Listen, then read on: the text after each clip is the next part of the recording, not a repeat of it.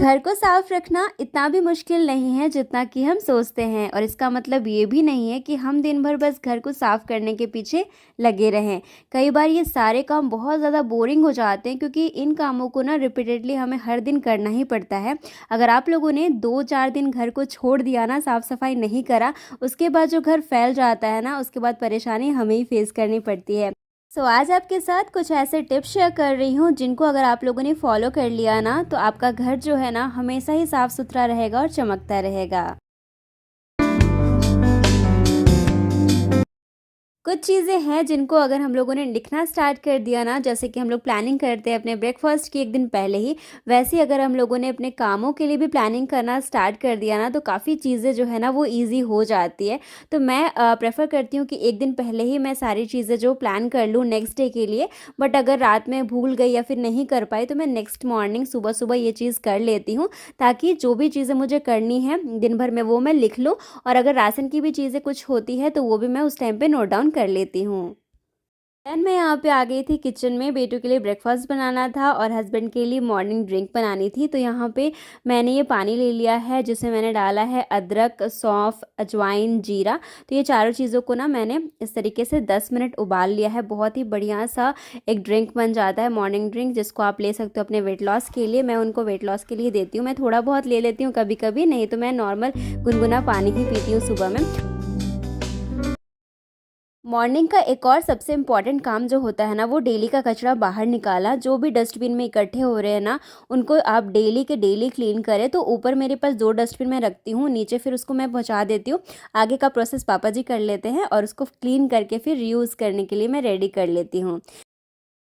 Next important काम होता है बेड मेकिंग का। तो बच्चे स्कूल चले जाते हैं, हस्बैंड भी बेड से उठ जाते हैं, अपने काम में लग जाते हैं। तो यही सही टाइम मुझे लगता है कि जब हम अपने बेड को ना ठीक कर सकते हैं, क्योंकि दिन भर फिर आपको टाइम बिल्कुल नहीं मिलेगा। बहुत सारे घर पे और भी काम होते हैं।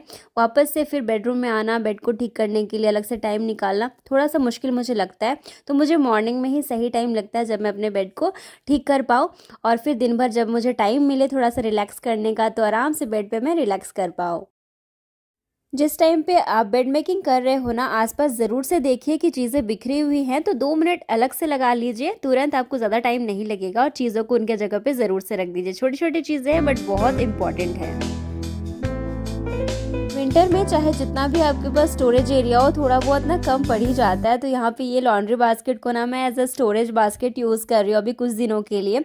कुछ चीज़ें हैं जो बार बार यूज़ में आती हैं, कुछ सॉल हैं जो हम बार बार यूज़ करते हैं, और यहाँ पे कुछ पतले वाले ब्लैंकेट्स हैं जो हम रिलैक्स करने के लिए यूज़ करते हैं सोफ़ा में बैठ के। तो यहाँ पे इनको ना रखने के लिए मैं अभी इनका यूज़ कर रही हूँ। डाइनिंग टेबल एक ऐसी जगह होती है ना, जहाँ पे हम आते जाते कई सारी चीज़ें रखते जाते हैं। मतलब जिनके हाथ में जो होता है, कहीं से भी वो आ रहा है तो यहीं पे बस रख देना है। तो बहुत सारी चीज़ें यहाँ पे जमा हो जाती है, और इनको हटाना भी बहुत ज़्यादा ज़रूरी हो जाता है। नहीं तो जब हम खाना खाएंगे ना, तो फिर चीज़ों को फिर हटा हटा करके फिर साइड करनी पड़ती है। तो टेबल में मैं बहुत सारी चीज़ें नहीं रखती हूँ। एक फ्रूट बास्केट है, और एक छोटा सा ये ट्रे है, जिसमें मैं ज़रूरत की चीज़ें रख देती हूँ, 1-2 जो भी सॉल्ट वगैरह ज़रूरत होती है, चाट मसाला, ये सब। और यहाँ पे सारी चीज़ों को हटा करके मैं यहाँ पे सुबह के ही मैं क्लीन कर देती हूँ, ताकि जब झाड़ू पोछा होता है ना, तो उससे पहले सारी चीज़ें अपने जगह पे हो जाती है ना, तो फिर क्लीन लगता है। एक बार पोछा हो जाता है ना, फिर ये सब करेंगे तो फिर मज़ा नहीं आएगा। तो झाड़ू पोछा होने से पहले ही मैं ये सारी चीज़ें करना प्रेफर करती हूँ।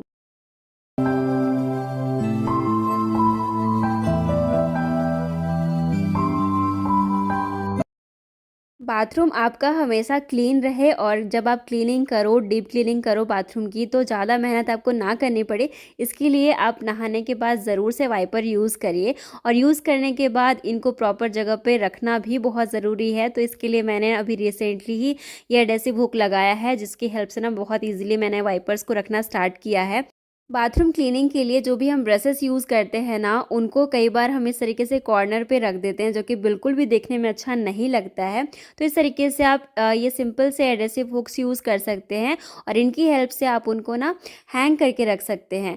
तो इस तरीके से आपका बाथरूम ना हमेशा ही क्लीन लगेगा, और चीज़ें अपनी जगह पे रहेंगी। यूज़ करने में भी आपको बहुत आसानी होगी।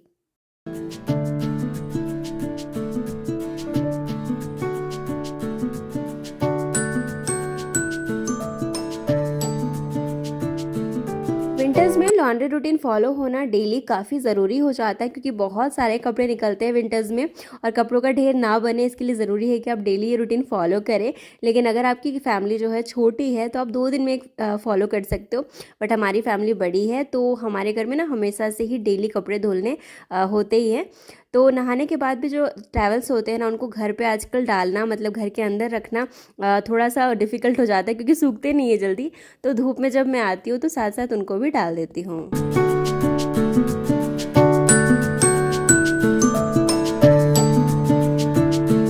डस्टिंग का जो रूटीन है ना, थोड़ा बहुत मुझे डेली फॉलो करना ही पड़ता है। तो बहुत डीप क्लीनिंग तो नहीं करती हूँ, बट जैसे थोड़ा बहुत जो सर्फेसेस होता है उसको क्लीन मैं कर देती हूँ। जैसे कि ये प्लांट्स होते हैं तो उनमें भी धूल आ जाते हैं, तो उनको भी थोड़ा सा वॉश करके रख दिया। और यहाँ पे इस तरीके के सर्फेसेस हैं, खिड़कियों के जो रेक्स होते हैं, खिड़की ओपन रहती है ना तो बहुत जल्दी धूल आ जाते हैं घर के अंदर।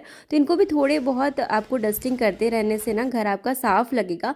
तो आज मुझे लगा कि इन जो प्लांट्स हैं, जो आर्टिफिशियल प्लांट हमने यहाँ पे लगाए हुए हैं, तो इनमें भी थोड़ी बहुत धूल आ गई थी, तो इनको भी मैंने ये हैंड ग्लव से इस तरीके से साफ़ कर लिया।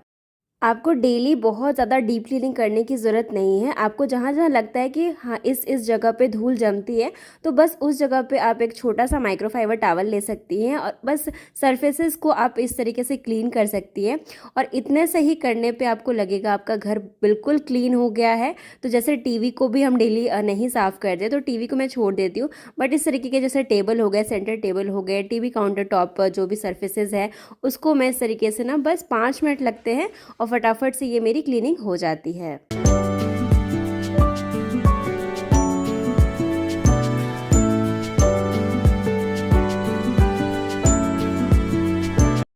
घर को समेटते समेटते खुद के लिए थोड़ा बहुत टाइम निकालने के बाद बेटू के स्कूल से आने का टाइम हो जाता है। तो उसके आने से 10 मिनट पहले ही ना मैं इस तरीके से फ्रूट्स कट करके रेडी कर देती हूँ उसके लिए। तो जैसे अभी ऑरेंजेस इतने अच्छे मिल रहे हैं, तो यहाँ पे ऑरेंजेस का जूस उसको बहुत पसंद है, तो यहाँ पे एप्पल काट देती हूँ और ऑरेंज का जूस मैं निकाल के रख देती हूँ। तो इस तरीके से ना आप जब भी फ्रूट्स काटने के लिए बैठिए तो 2 प्लेट अपने साथ ज़रूर से लेके बैठिए। तो कुछ छोटे छोटे से हैबिट्स हैं, अगर इनको हम फॉलो करते हैं ना तो बहुत ज़्यादा मेहनत तो हमें कभी भी नहीं करनी पड़ेगी। तो यहाँ पे देखिए, एक में मैं छिलके रख रही हूँ और एक में उसको कट करके रखते जा रही हूँ। तो फिर छिलका उठाने के लिए दोबारा से मुझे मेहनत बिल्कुल भी नहीं करनी पड़ती है। साथ के साथ दोनों काम मेरे यहाँ पे हो जाते हैं, जैसे कचरा इकट्ठा करना और यहाँ पे फ्रूट्स भी कट हो जाते हैं, और बिल्कुल भी टेबल जो है ना वो गंदा नहीं होता है।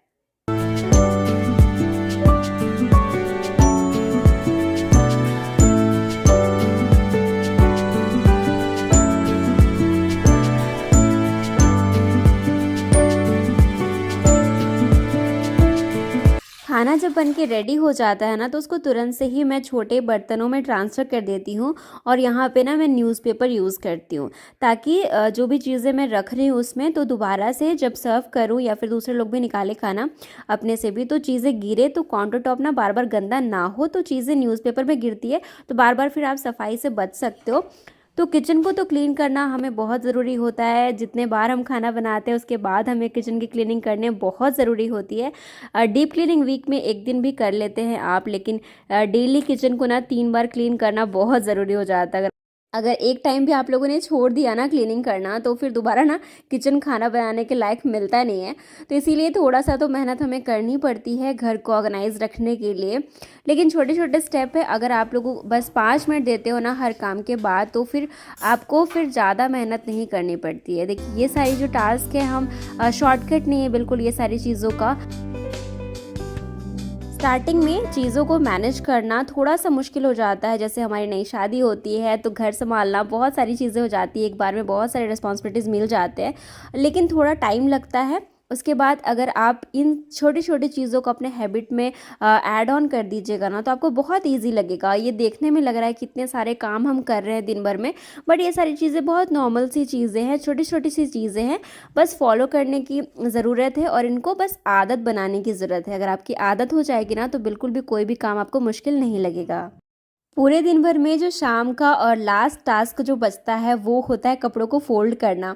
जैसे मैंने आप लोगों को बताया, मेरे घर पे डेली कपड़े वॉश होते हैं और एक दिन के लिए भी, एक दिन का कपड़ा भी मैं छोड़ देती हूँ ना, फ़ोल्ड नहीं करती हूँ, तो इतने सारे कपड़े जमा हो जाते हैं ना, फिर उनको बैठना फ़ोल्ड करना मतलब 1 घंटा आपको टाइम देना। तो मैं कोशिश करती हूँ कि छोटे-छोटे जो होते हैं कपड़े, थोड़े-थोड़े से जो कपड़े जमा होते हैं उनको डेली ही मैं फ़ोल्ड करके इस तरीके से रख देती हूँ और साथ के ऑर्गेनाइज़ भी करते जाती हूँ, ताकि बाद के लिए मैं कोई भी चीज़ें छोड़ूँ ना। ये थे कुछ ऐसे इम्पॉर्टेंट काम घर के जो डेली हमें करने ही पड़ते हैं, जिनका कोई भी शॉर्टकट नहीं है। आई होप मैंने थोड़ा भी आप लोगों को मोटिवेट किया होगा, और वीडियो ज़रा सा भी पसंद आता है तो प्लीज़ सब्सक्राइब ज़रूर कीजिएगा। एक छोटा सा लाइक करके मुझे थोड़ा सा मोटिवेट ज़रूर कीजिएगा। जल्द मिलती हूँ एक और इंटरेस्टिंग वीडियो के साथ, तब तक के लिए bye bye, take care and thanks for watching.